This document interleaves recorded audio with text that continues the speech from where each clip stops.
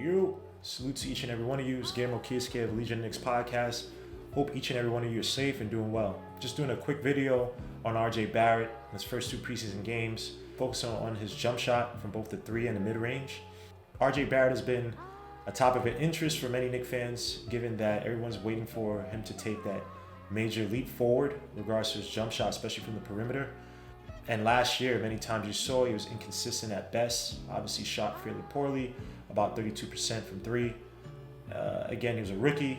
He came into the league not being known as a good shooter from Duke, and even from high school, where he's kind of had always a janky shot. And so I just want to do a really quick video to just show some examples from the first two preseason games, as well as some examples from his rookie year, to kind of get a glimpse into his shooting form and to see if he's made some strides from 2019-2020 season.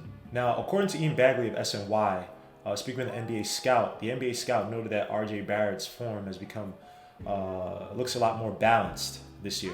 And to some extent, I agree, especially from the mid-range, where it seems that once he kind of gathers some steam off the dribble and he get that nice jump using more of his full foot versus just the tip of the toes, he kind of gets that nice spring off the tip of his toes, elevates, and then releases nice at the apex, and he seems a lot more compact, seems a lot more balanced, as the scout has said, when shooting the mid-range.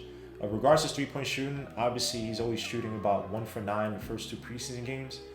Missed all 4 three-point attempts in his first game, made only 1 in the second game.